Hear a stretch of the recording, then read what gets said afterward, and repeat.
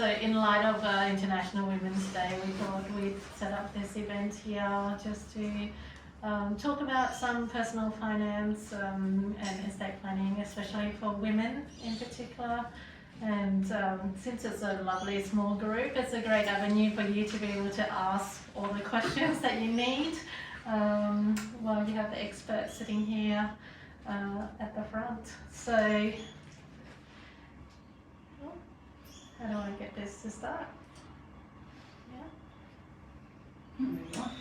So just a quick disclaimer, you don't need to read that. Tonight is just for your general entertainment only. Nothing is considered advice. If you want advice, then do book a one-on-one consultation with one of the financial planners or Claire herself, and they'll run through your personal situation and scenario with you. So a little bit about Ally. Ally Wealth Management was built here in 2020, and it works predominantly with Australians and expats, Australian expats working across the globe. And they work through a whole bunch of things: wealth management, investment advice, personal business insurance, super, retirement planning, cash flow management. So a whole suite of services, based here in South Perth. So I'll introduce Claire here from Hill and Wilcox. Do you want to tell us a little bit about yourself, Claire? So I've been at Hall and Wilcox only for a few months, joined in December last year. Hall and Wilcox is a national firm with offices in most states in Australia. It's quite a big by my standards, national firm. There's about 900 people. My previous employer was much smaller. I practice primarily in estates and trusts. So what that means is doing wills and estate planning for people, giving advice on different sort of trusts, and also assisting people with trust and estate administration if there is a deceased estate or a trust. Then a small part of my practice is doing general property and commercial work, but it's all non-contentious, so drafting documents, sort of avoiding the problems rather than fighting about problems. Try to avoid court. Excellent. Yeah. And here we have Linda Rieck from Ally Wealth Management. So if you saw the flyer, she's a fill-in for Joel Karen, who is unfortunately not here tonight. He had to rush to Sydney for urgent family matter. So Linda, do you want to introduce yourself? Yeah, so I used to work in finance back in Germany 5 years ago before I came to Australia, and then started working for Ally Wealth Management, and I've been here since the beginning.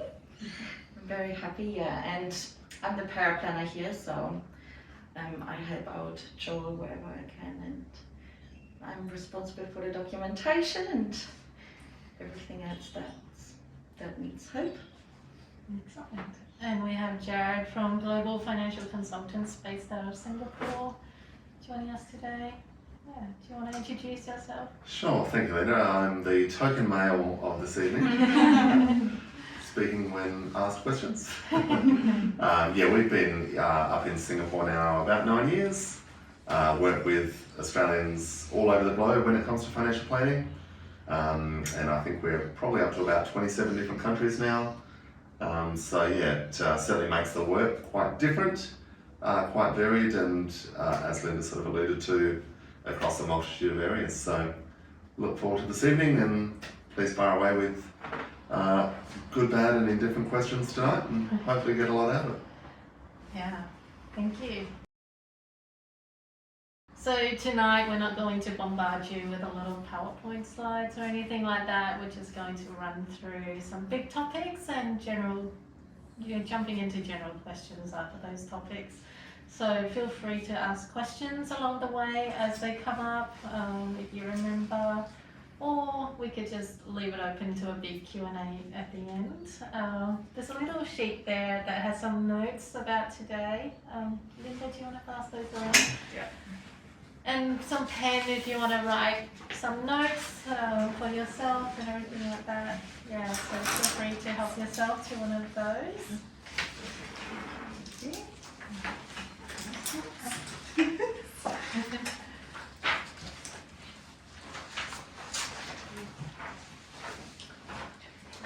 So the first topic we're going to talk about is protecting your family. So when it comes to protecting your family, in terms of finance, there are things such as insurances, and then there's the estate planning side, which is your wills, succession planning, and everything like that. So Claire, do you want to give us some insight into what are some of the key points that people need to consider when it comes to protecting their family? Yeah, I think from an estate planning perspective, it's really important to know exactly what estate planning is and the purpose that you do it. Most people will assume that you do your estate planning to cover your death. That's obviously an important part of estate planning, but it's not the only part of estate planning. A good estate plan will also cover your incapacity, or even your absence from the country through powers of attorney and things like that. And so that's really important to protect your family, not only from if you pass away, but if something happens to you and you can't manage your affairs yourself. That might even be more stressful on your family depending on what's happened and your age and whatnot. Because if you have an incapacity, for example, if you're in a car accident and you have a brain injury from that, then your family's life's going to be turned upside down in terms of what it looks like. Your care will change completely and the costs associated with those care will change. And you may have insurances that will pay out in that event, but if you don't have the right documentation in place to actually enable someone to claim those insurances or access your other funds, then that makes it really difficult for your family who are already trying to navigate this new life and what it looks like. And the same applies for death, but I think death is one that people are a little bit more alert to because it happens more often in incapacity, but it's equally as important. Okay. And what are the key documents do you think everyone should have at least? I really think you should have an enduring power of attorney above and beyond a will, just from a purely selfish perspective, because your enduring power of attorney will kick in when you're alive, and so you will be the one affected if you don't have one. A will is very important too, and then I think there are some other documents exist that each person should at least know about and make an active decision, either yes I need that or no I don't.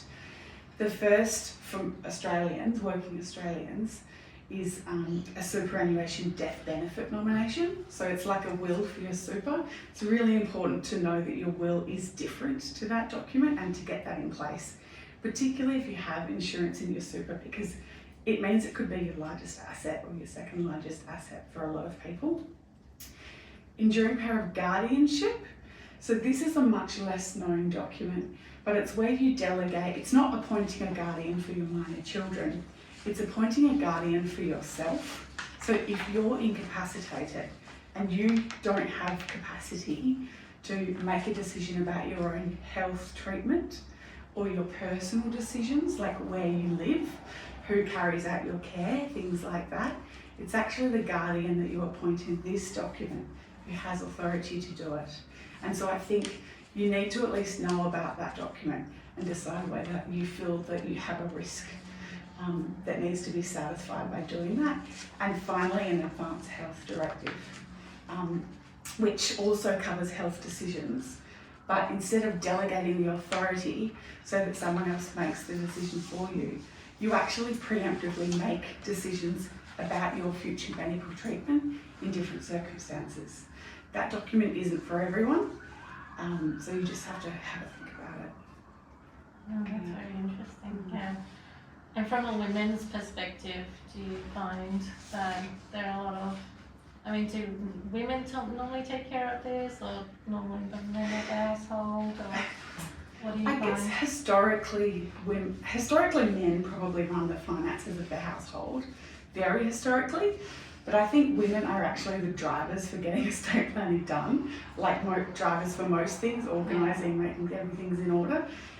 So I think there's a real shift there, but knowledge is key for this. So if you at least learn about it and you understand the situation and what you and your family need. That's really what women can do. Yeah, and knowing about the family's finances if you don't already. So that's really where women can put themselves forward. Yeah.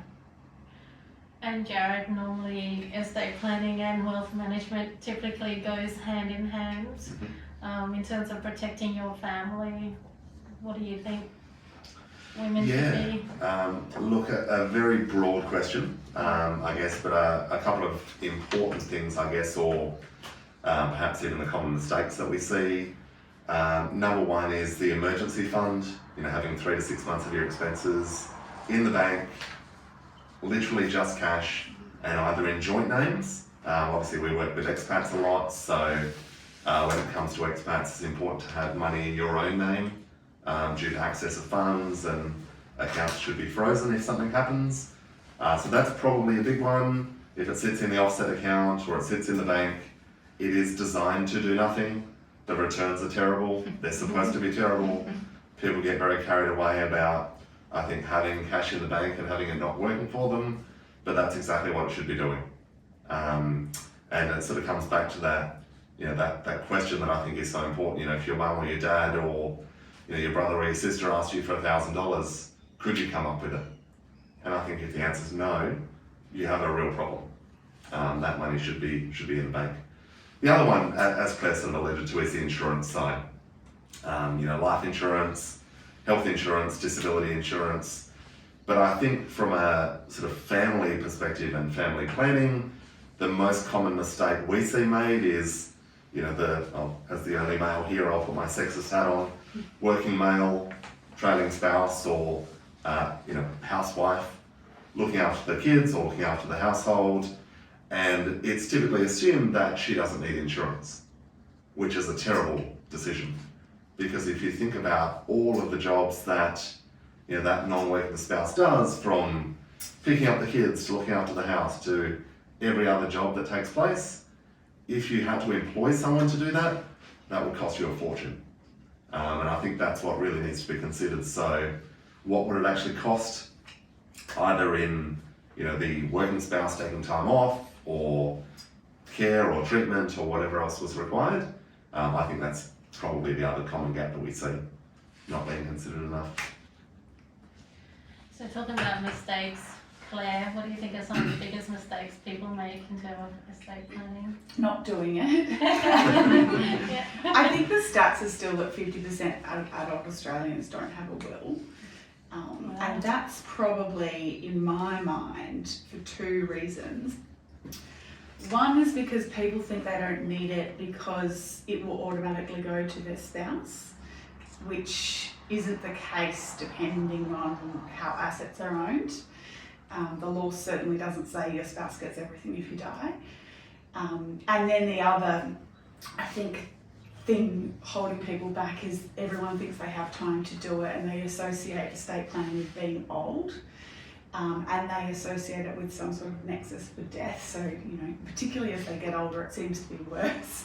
They think if they do it, then it means that death is coming really close, which it can happen to any incapacity, or death can happen to anyone at any stage. And the other thing to take into account, I think, is that you can do a will and an estate plan now when you're young, and if it's done well, and you invest time and effort into it, there's no reason why that document can't be appropriate and last for the rest of your life. So it's not necessarily an exercise that you have to do later on, once you've retired or when you're elderly. If it's done well, it can contemplate contingencies in life, and the will can sort of adapt as things change. So being young shouldn't be used as an excuse for doing it. That's interesting. I hear often that people should update their will from time to time. You should review your will to make sure it still covers your circumstances. But if your will's, so for example, I'm having a child and I need to update my will because my old will doesn't contemplate that. But when I update it now, I'll contemplate my children becoming adults and having children of their own. So I'll talk about what happens if my child passes away and leaves children of their own. And so in 20 years' time, when I'm reviewing my will to make sure it's still current, if I hadn't included that in there, then it would be appropriate for me to update it. But because I've looked so far ahead, it's already covered. So a will's definitely not something to set and forget. It should be reviewed to make sure it still works for your circumstances. But you don't necessarily have to change it if it does cover the way that your life's gone down. Yeah, that's very interesting. And I think that's also quite relevant in cases of divorces and family changes. That's a big one. So Yeah. if you know, if you firstly, divorce will actually cancel a will anyway, Oh, okay. automatically by law. But obviously, if someone, even if it's you've left a gift to a friend and you now hate that friend, you'll take that out. So that's a reason for an update. But it's also not something that you contemplate when you make the document. Oh, excellent. And I mean, Jarrad, you do a lot with expats and everything like that. Is there any different considerations for expats? When it comes to protecting your family, Yeah. look, I think it's really just the global nature of it all. I think, obviously seeking professional advice when it comes to wills and your estate planning documents if you've got assets all over the world. You've got health insurance, where are you covered, where are you not? Going to hospital in the United States is very expensive compared to some other countries, so where is your insurance valid? I think it's largely around the portability. And also, I guess, sort of seeking the advice to, if you have those power of attorney documents or wills or other documents, checking if they're actually valid in that other country. We see far too many people say, well, I'll be dead, so who cares? It's somebody else's problem. But that may be quite burdensome, I think. And are there any special considerations for expats, do you think? With expats, I think if they haven't already got one, I would consider a power of attorney so that someone on the ground in Australia can actually transact on their behalf. And that will be a requirement for some instances. Superannuation, self-managed superannuation fund trustee has to be here, for example. But also just practically, it's a lot easier, particularly if you're dealing with land buying and selling. It's possible to do it abroad and sign it overseas, but it's not easy. You usually have to go to an embassy, an Australian embassy, and that can be very difficult depending on where you are. So if you've appointed someone, a family member or a friend who is here in Australia or Western Australia specifically, they can sign it all for you. So I'd say that's a pretty handy tool to have if you're an expat. That would be my tip. And the other thing, suppose it's protecting your family, but one thing to bear in mind with estate planning and who you're leaving your assets to is that there can be tax consequences to leaving assets to people overseas. So you might want to get advice and pick and choose who's getting what so that you understand the full implications of the gifts you're giving, because there might be a better kind of asset to give someone overseas compared to someone who's here. Very interesting. Does anyone have any questions on protecting your family? Some very good points here. Linda, do you have something you want to add? No, I think Jarrad has said the insurance part pretty well. Obviously, you need to consider as well, what's your debt? Do you have a lot of debt and everything? And but we will get to that in my next point when we talk about family planning. So moving forward, making smart investments. We actually leave this to the financial advisors to start off here. Jarrad? Yeah, sure. Look, again, a very broad topic, so I guess to try and provide some palatable tips, I guess. Again, where do we see people making mistakes? Number one is probably around the actual risk of your investments.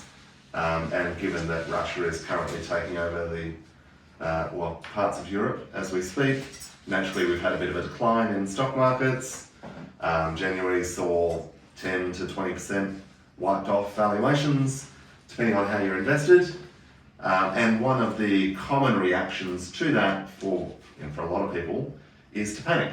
It gets scary, it gets uncomfortable. I'm going to cash out, I'm going to stop my contributions, I'm going to go to a more conservative risk profile, which is the worst possible thing you can do.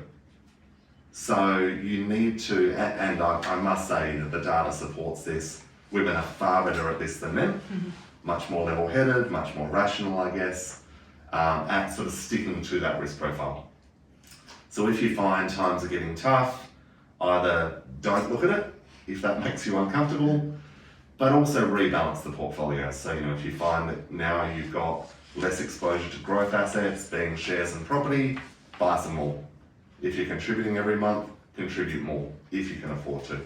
Obviously, because those are the times that are going to work best, and history always supports this. If you look at World War II, I guess, as an example, or the Cold War, or any other sort of global mass-scale conflict, the best times to be buying are always the first few weeks, because that's when it's uncertain, it's scary, I was going to say blood on the streets, that's a very inappropriate thing to say, but it's the most terrifying and uncertain time. And we saw that in March of 2020. So that's probably, the first tip. Stick to your risk profile, rebalance if you can, keep the emotions out of it as much as possible. The second tip, I think, is, I guess sort of tracking your progress. There's a lot of risk profile questionnaires online. You log on, you're a growth investor, you're a balanced investor, you're a conservative investor, and therefore every investment you make should be aligned with that risk profile, which again is nonsensical, because some of that money might be designed for your retirement, some of it might be designed for little Johnny to go to school one day, and some of it might be the slush fund to go on holidays next year. So they should have very different risk profiles. So again, remove the emotion, set your own allocation, so how much in shares, how much in bonds, property, etc., and stick to it, and make sure it sort of aligns with those timeframes. What else? I guess the other tip, which should be, I guess relevant for most and obvious to most, avoid the hype. At the moment it's crypto, it's NFTs, it's whatever comes next. Don't put all of your money into that one thing. This should be obvious, hopefully. A diversified portfolio is not multiple cryptocurrencies. That is the furthest thing from it. If you don't understand it, don't put your money there. Warren Buffett talks about the circle of competence, meaning that you should understand where your money is. That doesn't mean you need to go out and visit BHP's smokestacks, or go out and visit the Coca-Cola factory because you own Coca-Cola shares. But it is to say that you should understand why you're investing in the company. That's probably it. I'll stop rambling. And if someone haven't invested before, what do you think are good sources of information that they could start off with? Look, naturally my YouTube channel would be a great place to start. In all seriousness, there are some excellent videos on the ASX website that talk through all the basics of what a share is, what an option is, what an ETF is, how to buy and sell. If you're sort of thinking, look, I want to get started, but I don't want to go and seek advice, have a look at some of the Vanguard risk-rated portfolios. They sort of do all of the hard work for you. Again, not advice, just some information to have a look at. Would be a great place to start. But just start checking out some of the online tools, calculators, start modelling sort of some of the returns and work out what makes sense to you. And should people create investment accounts in their own name or in joint names, or what do you think is the consensus here? Oh, well, that's a very broad question, and definitely one for the accountant. But no, look, when it comes to the structure of your investments, particularly living in a high tax jurisdiction like Australia, nobody likes paying any more tax than they should, you need to consider this upfront, because you cannot change things in the future. And cryptocurrency has probably been one of the greatest realizations, I guess, for a lot of people, who put in $1,000 that's now worth $1 million. They did it in their own name because who would have thought $1,000 would turn into $1 million? And now there's an unrealised tax bill of $500,000. So you need to think about the ownership structure before you go and make those investments. And that might be your own name, it might be joint names with your spouse, it might be a family trust, it might be your super fund, it might be a company, it might be an insurance-linked policy. There are lots of options. They all have their own pros, cons, and we won't get into when you need to consider each, because otherwise we'll never get out of here. But there are a lot of options, and all I would urge you to consider is do the research up front. Excellent. Claire, are there any special considerations here from a succession planning, estate planning viewpoint? Not on the types of investments. Yeah. I definitely defer for that question. But just on what Jarrad was saying with how you structure investments and whose name it's in or what structure it's in, there will be tax consequences to what decision you make there, but also estate planning consequences. What you own is not necessarily going to fall into your estate. It depends on how you own it. And again, you want to make that active decision about how you structure and what the implication is for your estate plan later on. So I see a lot of particularly blended family couples who come in and they want to keep their estates quite separate so that, wife's kids can get her assets and husband's kids can get his assets, but they're all jointly owned, which means it's actually very difficult to unwind that. It's possible to unwind it, but it means it does have to be unwound, and there can be tax consequences of doing that. So thinking about that at the beginning when you're setting up the structure and making the investment is worthwhile. So is it best they speak to a lawyer or accountant? Both. Or both? Yeah, because there's the tax implications and then the estate planning. Both. Very interesting. I guess a lot of people don't think about estate planning when they set up No the one. structure Yeah. and investments and everything. Yeah. Oh, that's a big one that would bite you. Yeah. Yeah. So planning to start a family. Let's just jump to Linda. She's been a little bit quiet here. Yes, but that's my point. What comes to mind now? Yeah. So what do you think are some of the key considerations or points for women here when it comes to family planning or starting a family? Yeah, so I think the most important part is being aware of what your spendings are and what your savings are, and having a good overview over your cash flow before you actually decide to get a child. And I think a lot of people underestimate what the actual cost is, especially in the first few years of having a child. Like, just thinking about a car seat, a pram, so many things you have to consider, and so much money which will be gone out of your bank account at once, which could easily, on average, $26,000 for the first 3 years alone.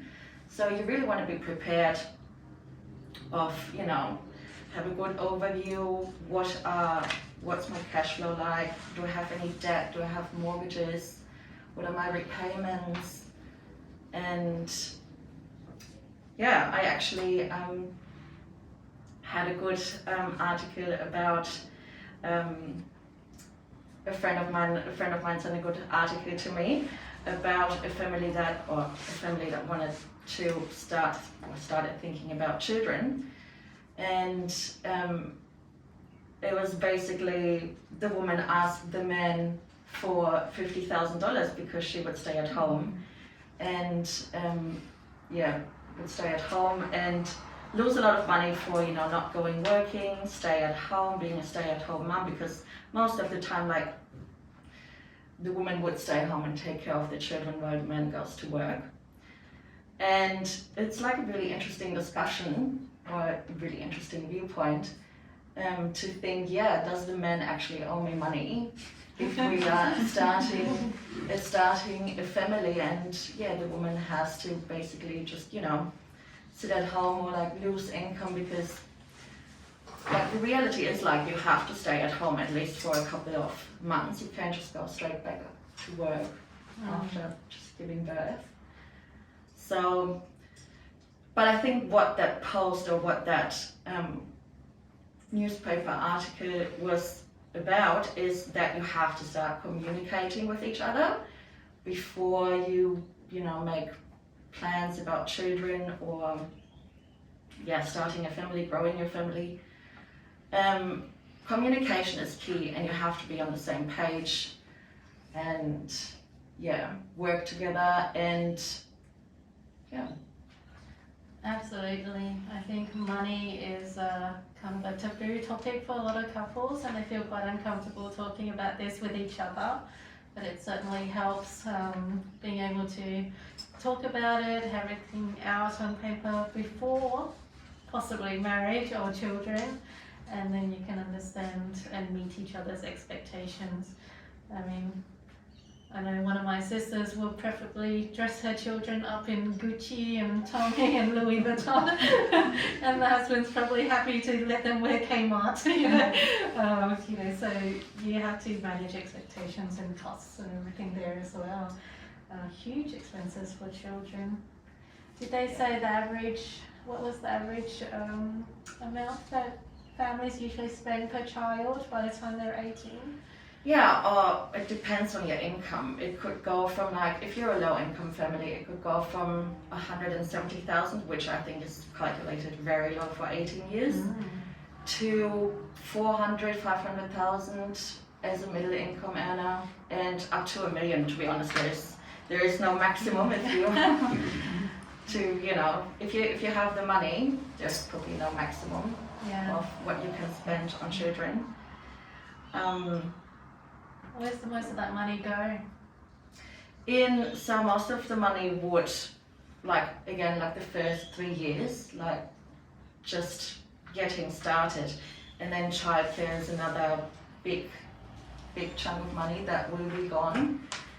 Especially here in Australia, because Australia is like one of the most expensive countries for childcare. And childcare costs have risen 150% in the last decade. So you could look up to $170 a day just to, have your child in childcare. And like if you're saying you stayed maybe home for 6 months or a year, like you want to go back to work, like that's the cost what you're looking at. And the other big part is high school and university, if you're paying for that. So, Huge fees, especially if you want to send them to private schools or Harvard or something like that. I can vouch for that, school fees. Private school fees are insane.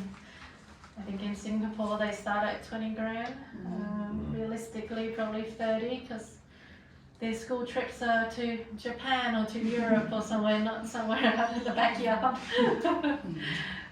So Jarrad, what do you think in terms of finances that people should think about? Yeah, look, lots to consider here, and I think starting a family is, for a lot of people, the impetus to go and seek financial advice. It's sort of, we're pregnant, oh shit, time to actually seek some advice and start being an adult, I guess. So there really is a lot to consider. So insurances, as a starting point, review the insurance, particularly if the wife or husband, partner A, partner B is going to take some time off work. You need to review the insurance, review income protection. Is it still valid? Are you changing jobs? Are you leaving the job? What does all of that look like? So certainly one to consider there. Consider whether you need to increase, change, decrease cover, depending on the situation. The next one I would look at is consider, and again, particularly if the husband or wife is going to take time off work, consider other ways to make money. We live in the age of technology. It's very easy to create different sources of income these days. So whether you're drop shipping stuff on eBay, or you're creating your own little side hustle on Upwork or Fiverr or one of the sort of online marketplaces, because that naturally is going to fill that gap. I think certainly a good one to look at. Again, if one partner is taking time off work, consider the fact that they may now be a low income earner or a no income earner. So that then creates some tax opportunities. Maybe it's time to start selling assets, contribute to superannuation, take advantage of the low income tax offsets, the government co-contributions. There's a lot to be thought about there. I think obviously your guardianship, update your estate planning documents, but I won't steal Claire's thunder there. But lots to be reviewed, I think, on that front. And yeah, I mean, to Linda's point earlier, and I think she's already covered this very well, it's just consider those unexpected costs. And it's not just the pram and the baby seat and all the sort of seemingly obvious stuff. It's now we're consuming a lot more fast food because we have a lot less time. We're spending less time at work. If you work on commission, you're earning less money because there's other priorities in your life now. So I think just preparing for those, ramp up the emergency fund. So if you're single or have no dependents, 3 months of your expenses should be in the bank. When you have children, that should be at least 6. Because stuff can happen. Yeah, that's all. Yeah, and talking about insurance, there's also the maternity insurance, which you're supposed to have at least 12 months before getting pregnant. So that's really family planning ahead. And the insurance of a child when they're born, or potential complications and illnesses and everything there as well. So I think a lot of expats get caught out by this, and it's extremely expensive to have children overseas if you haven't planned ahead. Yeah. Anything else you want to add there? No, not really. No, look, I think, obviously, if you can plan. 12 months is a long time. Insurance is not something you can take out after the fact. Yeah. Well, I guess you could, but it's only going to serve the benefit of child number 2. And what happens if you've already had children? Are there considerations for people that, 2 to 3 children in? Or is it the same considerations? Gosh, look, I mean, a lot to consider. I mean, I think, see previous comments. I think, a lot of those points are still relevant. But then you also need to be thinking about how you're going to distribute your wealth. And I think, Claire can probably elaborate a lot more on that. But, what assets are going to go to what children? Do you need to start considering bloodline, testamentary trusts? Do you have one house and that's where all your money is? What are you going to give to the second child? If anything. Yeah, I think it just opens up different considerations. Yeah. So Claire. In terms of timing that and when you would do your estate planning, while you're still making your family, don't wait until you've finished making your family. So you can do it all, like I was saying before, you can sort of look down the path you think you might be going on and plan for those contingencies. So don't not do the will because you've only had one child and you hope to have 2 or 3 children, because the will can cover multiple children. Generally speaking, if you will, particularly is general, so rather than giving specific asset A to this child and specific asset B to this child, we would generally talk about, well, whatever I have is going to be divided in these proportions between how many children I have. And then that's nice and flexible, and it means you can do your will at any time before you know the names of your children, exactly how many you have. And that's great because it means if something happens to you in the meantime, before you've finished with your family, you're still protecting your first child, and you don't have to update it. Yeah, in terms of guardianship, so that's appointing, when I say guardianship now, I'm talking about appointing a guardian, someone to look after your minor children if you become incapable of doing it yourself, usually through death. That's a really big one to think about. and it's hard, and I encourage people to have the discussions with their spouse, but it's also something that can easily be added to your will later on. And I've had a lot of clients who will really hesitate and procrastinate from finishing their will because they just can't make that decision because it's such a difficult one, imagining your kids living with someone else. Just do the will, do a good enough will, and then later on when you're ready to add that guardianship bit in, do that. But if you pass away without a will and your finances are a mess and control of your assets goes to your kids when they're 18, which can be really young for some kids, that's much, much worse. So just do something, and if you can't figure out your guardianship provision, that can be added later on. It's an important one, but it's such an emotional decision that I think people take a long time to get there. And what happens to the children if there was no guardian appointed? It's actually not as bad as if you're not doing a will from a financial perspective. The family court basically has the power to appoint anyone to be the guardian and caregiver. So typically what you'll see is just someone from the family or friend will step up and ask to do the job. And usually there's no contest, no one else is disputing it, and so it's quite easy to get it. It's an obvious person quite often. And otherwise, if there is a contest, then the family court will just consider and make an appropriate decision. So it might be something like, well, do they go with their grandparents in their 80s? And the court will think about the considerations of that versus, a sibling with kids around the same age. And so they'll just make a decision based on that. So it's absolutely not the case that the kids will end up being adopted out or wards of the state or anything like that. It will get sorted out regardless. Yeah. One thing actually for expats is Even even if you're not sure about who you want to be guardian, or you have a range of people, it can be really useful for them to comment in their will on their view on where the child lives, because you can see dispute there where there's grandparents or siblings in different places. And that's where there can be big disputes. So if you have a particular view about that, you can put that view in your will, or a letter of wishes document that goes with your will to comment on what you like. And you can be quite open about that. So you can say, if my child's in high school at the time, I'd like them to stay wherever it is that they're doing their high school, because that makes sense. But if my child's 3 at the time, then it's a bit easier for them to move. So you can discuss that in the will itself, or in a letter of wishes document that sits alongside the will. Yeah. And it does make it a bit more complicated when you're expats, especially you and your children live overseas and the rest of your family are living back home in Australia or elsewhere. So Jarrad, do you have some comments on that?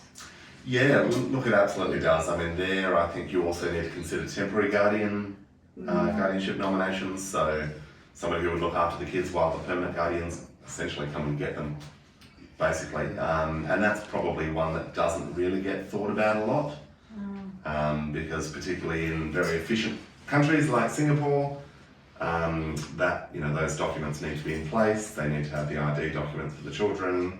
You just need to be prepared, I think, to make sure that process is as seamless as it can possibly be. Yeah. And in Singapore, typically a lot of families have help from helpers. Is it not recommended to have temporary guardians, or to appoint them as the temporary guardians? No, so anyone whose employment will cease if you cease to exist, they should not be nominated as a temporary guardian, because they will not be able to do anything. They will need to go back to their country of origin, essentially. Yeah. So it does need to be someone that obviously the kids know, like and trust, but certainly not someone whose employment would be at risk if something were to happen to you. Yeah, so a few more considerations for expats. Yeah. Do you have any further comments on that? No, that's it. Yeah, it's a topic that occupies a lot of my mind at the moment. But from a estate planning perspective, that's it. Yeah. Super. Okay. Linda, do you want to Jarrad has some comments on super and what some of the considerations are for women. Yeah, so a lot of times women's super, actually when it comes to retirement and they reach retirement age, are like half of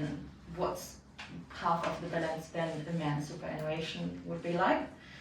And that can be explained through, like there's multiple factors. It could be because you took time off while you had a child and you didn't work for 1 to 4 years, so you didn't pay anything into your super account during that time, maybe because you didn't think about it, or you were short on money because you only had like one income of the man, for example. And like I would guess, like if the kids are younger, you probably start like part-time or casual, and a lot of times super isn't paid for like just a part-time position if you don't work enough hours. I'm pretty sure they will change that this year. I think Jarrad will say something about that. But yeah, so that's one of the explanations why the super balances of women are lower than those of men. But yeah, like another factor is also the gender pay gap that's still around, and mostly probably because a lot of women are employed in lower paying positions, and in the healthcare sector that doesn't pay as much as, you know, for example, a male higher professional position. So yeah, and we've seen actually like during COVID, a lot of casual and part-time positions that are mostly occupied by women have been scratched. So a lot of women lost their job. But from COVID coming back, the sector of like lower paying part-time jobs was actually more women that were employed in that. So this like sector was basically rising. And on the other side, male professional jobs, like high professional jobs, were rising as well. And there is the thing where, you know, women do decide to take a few years off work to raise her children. Professionally, she's also behind in terms of work experience as well. So Yeah. when she gets back into the workforce, she does start from a lower pay grade, because she doesn't have as much experience as The lower or the candidates. same one, but Yeah. obviously there's a lot of career opportunities lost that could Yeah. have been there for, like, you know, in the 4 or 5 years that you took off, or any time that you took off. Opportunities that you missed, yeah. So Jarrad, is there something that women can do in terms of their super, and how do they bridge that gap? Yeah, look, I guess a few things to think about here. I mean, if you are thinking about starting a family, obviously again, you know, a bit of prior planning here, and thinking about the fact that there's going to be some missed year or years of super contributions, then consider, obviously, if possible, making the contributions ahead of time. So additional salary sacrifice, because naturally that's going to give you the benefit of time, rather than trying to do it after the fact. I.e., you know, once you're back in the workforce. So if you can salary sacrifice a bit more to make up for the fact that there might be 12 months of intended leave, I would certainly suggest reviewing that as an option. In addition to that, again, as a household, if the woman is taking time off work to look after the children and there is no income, no capital gains in her name, then the other partner, husband or wife, should look at making spouse contributions to then look at creating some additional tax savings or low income super contributions, government co-contributions. There's a lot of things to think about, even if it's only 12 months outside the workforce. Outside of that, I mean, the other one, again, a lot of people have insurance inside their super fund. A lot of people don't know they have insurance inside their super fund. So review it, review if it's valid, review if you need it. If you're taking time off work, is that an unnecessary cost? Should you hold it outside the super fund? Again, all these things that can sort of chew into that super balance. Just start reviewing it early and remove those unnecessary costs if you can. And there's been a lot of news around expats and insurance in super. Do you want to comment around that? Yeah, look, a lot of the quite a number of superannuation funds with insurance doesn't actually cover people globally. And we've seen this far too many times where people have been paying their premiums or had their premiums deducted from their super account, and that insurance was actually never valid because they left the country. So again, probably not terribly relevant for yourselves here this evening unless you're going to live offshore. But certainly for anyone listening, if you are looking at moving or you are already living in a different country, definitely review that insurance, because you may find you've been paying for something that is completely worthless. And Claire, do you have comments on superannuation? Yeah, with estate planning, it's really important, big piece of estate planning. Just because super can be a really large asset when you pass away, particularly if you do have default life insurance in there, which a lot of people do. Just making sure that you deal with your superannuation and you actually use the right tool to plan for where your superannuation goes. So it always depends on your particular super fund. Each super fund will have its own trust deed. It's like a set of rules for the fund, and that will basically guide what can happen with your super in consultation with the superannuation law. But generally speaking, if you do a will, for most super funds, what you put in your will has nothing to do with your superannuation and who gets that. Usually you need to do a death benefit nomination with your superannuation fund. And you can make one that's a binding nomination or a non-binding nomination. Typically, if you log into your super portal online and you have the opportunity to type in a beneficiary and click submit, that's usually non-binding, which is not particularly helpful unless you really want an option to be there.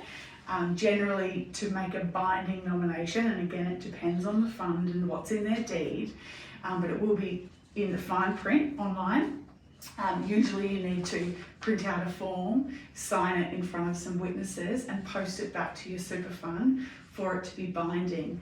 When I say binding, I mean binding on your super fund so that when you pass away, they actually have to follow what you've put in the form.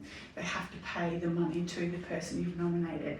If you pass away without a nomination form at all, or if you pass away with an invalid nomination form that hasn't been completed properly, or one that's non-binding, it's actually up to your super fund to decide who gets your superannuation entitlements. They literally decide for you, regardless of what your will says.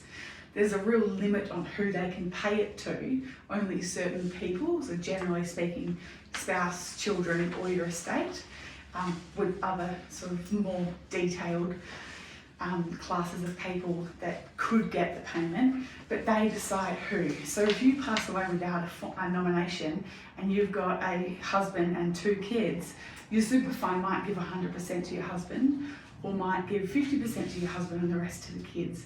Each fund has their own policy there. That doesn't sit right with most people, as it shouldn't, because it's your money. But the way to control that is by doing a binding death benefit nomination. The other thing really important to note with this is you can't just name anyone in that form. It's got to be an eligible person. So you see a lot of young people naming their parents on those forms. They want their parents to receive their super, and that's never going to be allowed by any fund. It's inconsistent with superannuation law. That doesn't mean your parents can't get the benefit of it. The way to get it through to your parents would be to nominate your estate. So your super goes to your estate, then you have a will that says everything goes to your parents. So it can still get there, but naming your parents on the form doesn't result in the outcome that you want. It would be invalid. There was a case of a young woman, I think in her 20s, in Queensland, who passed away. And she had nominated her mum on her form, and the super fund didn't pay out to the mum because they can't, they're not allowed to. But she actually had a de facto boyfriend or partner who was a judge, and he claimed for the super to be paid to him, and he was eligible to do that because he was her de facto. But there was a big outcry about it because it was obviously contrary to her intentions, and it didn't look great, this judge claiming the money, but technically it was all completely correct. Yeah. She hadn't done the form correctly, so it wasn't really worth the paper it was written on, and he was an eligible recipient of the money. So yeah, it's really important to do that form properly. Simple, or the other pointer with it is to take note of how long it lasts. So up until recently you couldn't do non-lapsing ones, they would automatically lapse in every 2 or 3 years. But now most funds allow you to do everlasting ones. So if you do, just take note of how long your form lasts, and if it does expire, put in a reminder to do it again. Yeah, it's an important one. And with that, you do need to, as pointed before, update it if you do marry somebody else or have Yes. extra children and you want to nominate different people. Yeah. And that's where if it lapses, it expires every few years, that's sort of a natural refresh, but then it can work both ways. It can be devastating for some people, but also suit some people. Yeah. The best thing is to just take control and do it yourself. Oh, that's very interesting. I remember when I was young, single, and had no children, still have no children, I was thinking, who do I put in this form? Yeah, because you're not allowed to put your parents. Yeah. So, Your estate. Yeah. So, your legal personal representative is the wording that you put in the form, and it means your estate. And then in your will, you can name whoever you like. So you can still get it to those people, you just can't name them in the oh, form. very interesting. Excellent. Anything else you want to add there? Look, not really. I mean, the only other one is more just a generic bit of information, and that is that from the 18-19 financial year, so 3 years ago now, the concessional contributions have been able to accumulate. So they're the ones that your employer puts into your super for you. So we had a limit of 25,000 per year back then. Now it's 27.5. So what that means is that you might have some unused concessional contribution allowances, which may mean that if you have a large capital gain, or you just earn a reasonable income and don't like paying tax, you may find that you can offset a bit more of that and utilise those unused contributions. And I believe, now that Australia has entered the 21st century, you can find that information on your MyGov account, providing your ATO, obviously your tax file number is linked. So certainly check that out. I think very worthwhile if you want to boost your super balance and obviously pay a bit less tax. Excellent. That could also be something that someone does if they come into money, like receive inheritance. Absolutely. Yeah. Yeah. Is there anything special that expats need to consider, Claire? No, not with super, no. Pretty straightforward. Yeah, one final thing I'll say, expats or non-expats, with superannuation and who you do leave it to with your estate planning, is to just bear in mind there'll be different tax consequences of who you leave it to. Sometimes superannuation entitlements will be taxed if you leave them to some people rather than others, so that's another factor to take into account. It might be better off to give a different kind of asset to someone and your super to someone else to achieve a better outcome for everyone except for the government. What's an example of someone that might be taxed for it? So an adult child. Ah, okay, yeah. So blended family scenario, they come in and they tell me they've got their plan. What they want to do is leave their respective supers to their adult children, and then everything else to each other, being their spouse. And that's fine, they can do that if they want to, but adult children, not all of super, it depends on how it's sitting in the account, but generally speaking, your super, if you leave it to your adult children, that will be subject to tax. Whereas your spouse is your dependent, and so that's tax-free.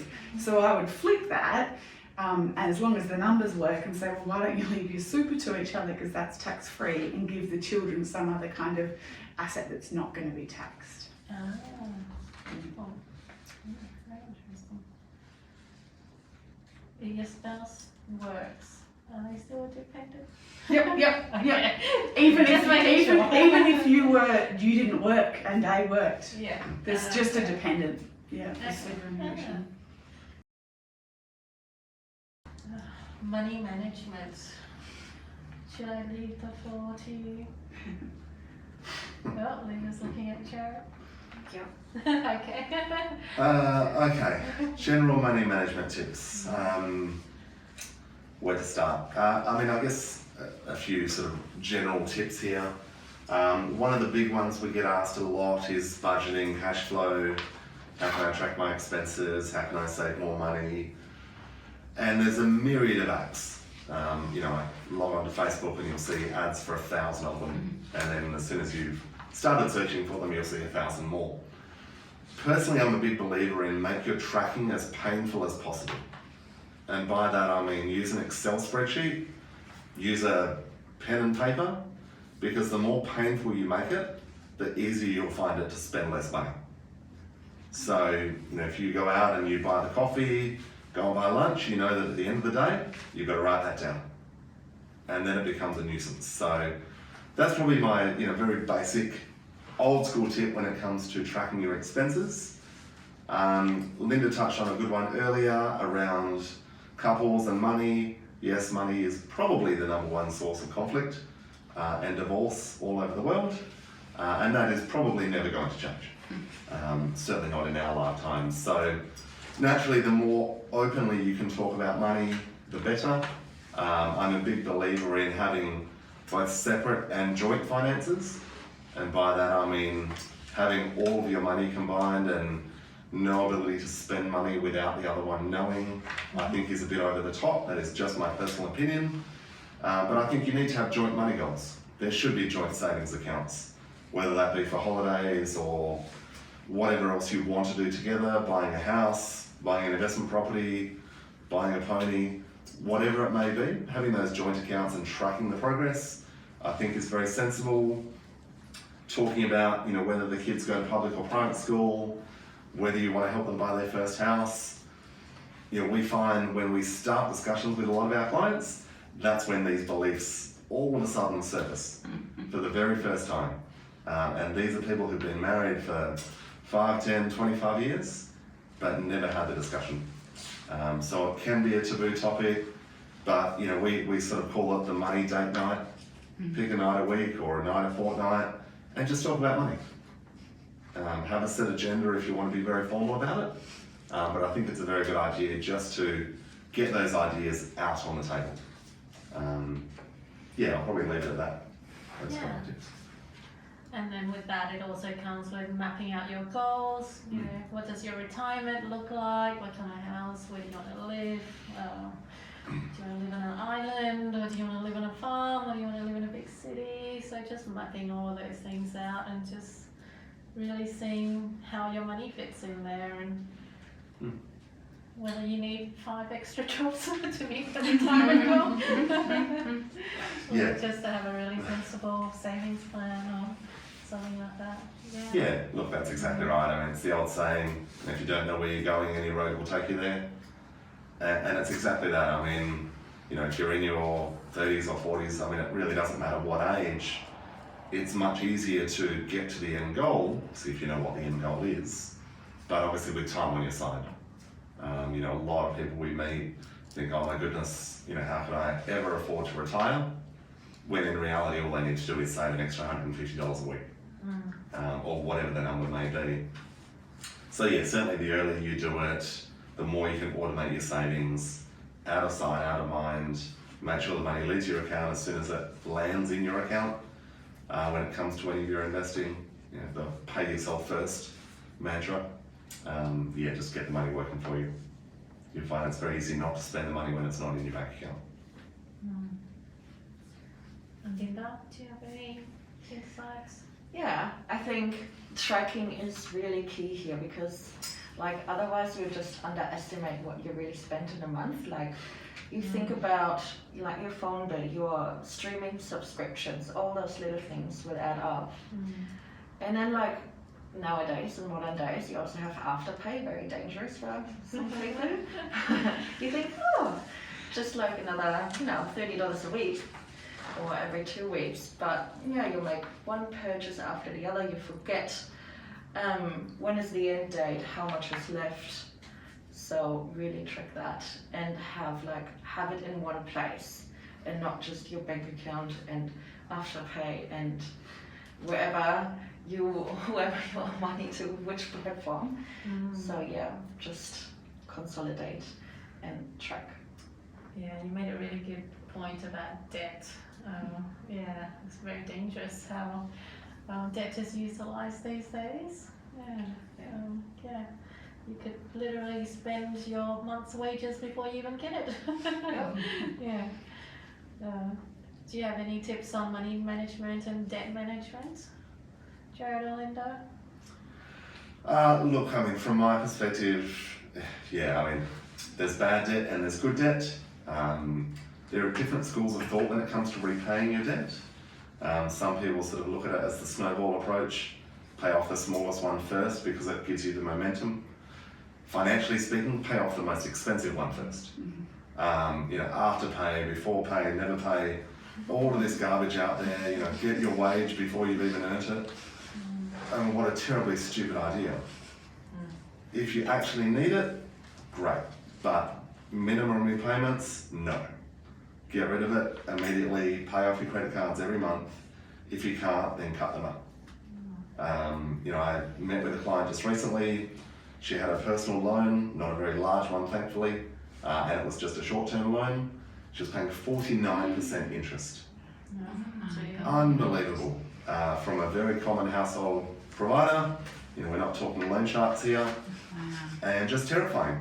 And I ran through with her what those numbers look like, and if she missed a payment, and it's just excruciating. Week on week, month on month, these numbers compound. So no, if you have any form of bad debt, and by that I mean store cards, credit cards, afterpay, before pay, never pay, all of this garbage, get rid of that first. You should not be investing any money. You should not be talking about cryptocurrency or shares or anything else. Get rid of that, then build your emergency fund, then you're allowed to talk about crypto and shares and everything else. Yeah. Claire, is there anything you want to add here? It's a bit of a side comment, but I suppose money management in your estate planning is you're thinking about other people managing your money, not you managing it, because you're not around to do it. So either your executor in your will if you've passed away, or your attorney in your enduring power of attorney if you're incapacitated. And just thinking about who you appoint in those positions is really important. Doesn't need to be a relative, often is a relative, but can be a friend. The right choice is the person that you trust, because really no one is policing them. There's recourse if they do the wrong thing, but it requires someone to report them. You need someone who does the right thing as they go along. And someone who's competent and able to manage your finances, because they're going to step in your shoes. So there's no point appointing someone you love dearly but who has no business mind if you have a business with all these different structures, because it's just going to be too complex for them. So just have a good think about who you appoint there. And also, I suppose, with your children and your estate planning, have a think about when you are leaving your inheritance to them. If you do have young kids, you can put restrictions in your wills on what age they get control of the inheritance, and you can put it into a trust before they reach that age, and then put parameters around what can happen with that trust and how it's managed and all of that. So they're sort of the money management tips I would have for estate planning. Fabulous. Linda, is there anything else you would like to add here? Well, I'm very big in saving. And I also think about everything that I buy 3 times before I actually buy it. Yeah, and yeah, I guess like you really have to, especially like with payments that don't come regularly, but are like, you know, big payments like your rent on your car or something like that. I think like you need to be aware of that and have savings in your bank account for that or your emergency fund, and always top it up. Always top it up. Excellent tips. Oh, so that concludes it. Before I leave it to the groom to ask questions, so you know, we talked about money management, super, estate planning, investments. We talked about quite a lot of things. So, what do you think is something crucial that they should take away from today? And if you could share a story of someone that, a client or something that. I think do it. Do your estate plan. And do it sooner rather than later. For me, the worst, the way that it flows if you pass away without a will, it's actually the worst person to pass away without a will is someone with young kids. Just because it doesn't automatically all go to the spouse, things in their own name. It will go partly to the spouse, partly to the children. If the children are under 18, they can't consent to any arrangement. It all has to go through court. You can end up with the public trustee involved. It can be a real mess. So estate planning is definitely not something that you do at the end of your life. You do it early on for your whole life. That would be my takeaway. Yeah, predictable as it is. Linda? I think in general, expect the unexpected and just be prepared. Like especially like for women, knowledge is key. Like especially like if you have children and grow your family or anything like that, knowledge, look it up on the internet. There's some really good websites that explain it really good. And if you don't understand it, or seek professional help. Yeah, absolutely. And Jarrad? Good question. I think, to reiterate Claire's words, do it. The head in the sand approach is not going to make it all better. All that's going to happen is you're going to get older, and it's going to become harder to get to where you want to be. So I think just being open and honest about what you want to achieve, whether that be buying a car or buying a house or retiring in the south of France, just setting those goals, being realistic about what's possible, and just starting today. Avoid the panic, avoid the noise, ignore the news if possible, and just stay in your lane. Don't worry about what the neighbour's doing. Stick to your path, and you'll find you get there.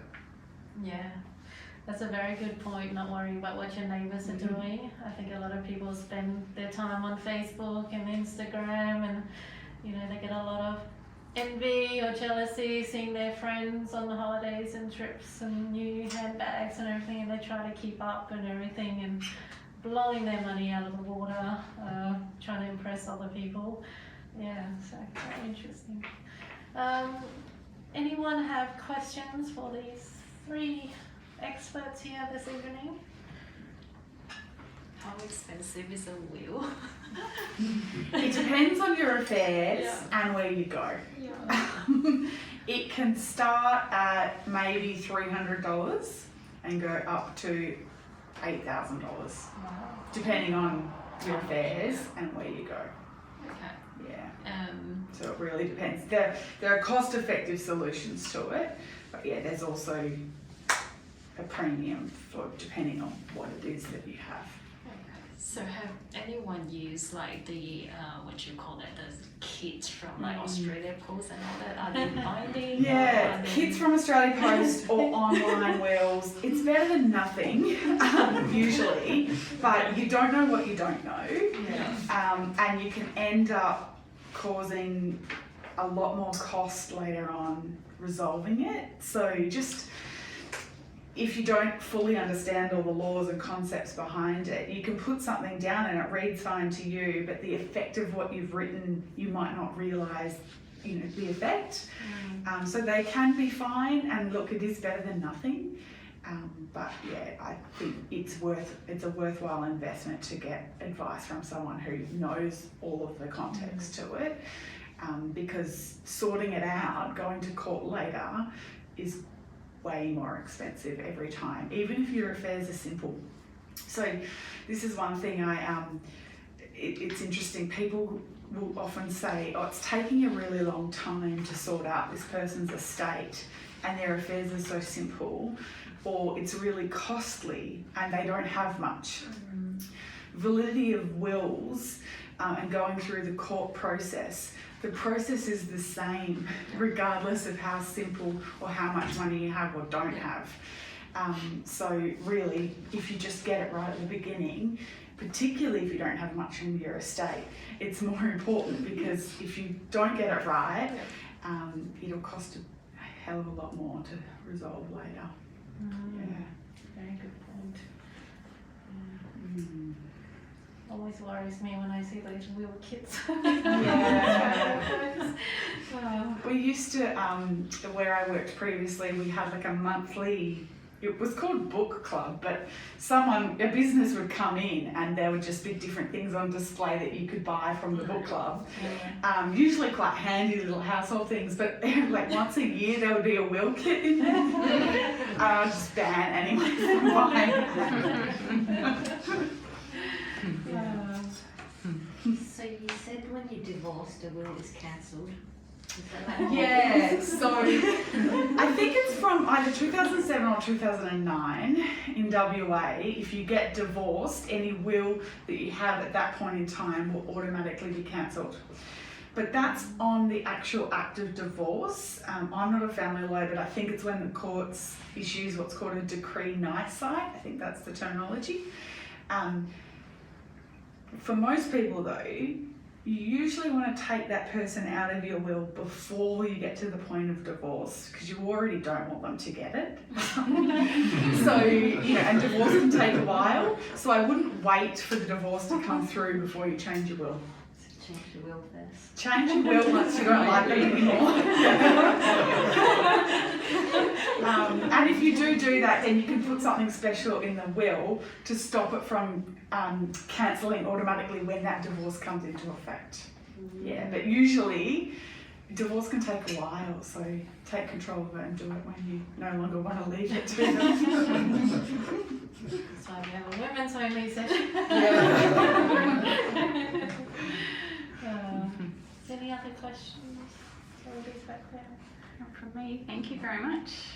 No, thank you. No questions? Oh, thank you so much, Claire, for coming today and sharing. We've recorded this session, so we'll share the link if you want to watch it or share it with your friends so they can get valuable information out of this. We'll also shoot out an email with Claire's contact details if you want to ask her about estate planning or wills or something like that. But yeah, thank you so much for coming along today. There is some pink champagne for International Women's Day out there and some nibbles, so yeah, feel free to go out there and help yourself. Yeah, thank you. Thank you. Thank you. Thank you. Thanks for coming.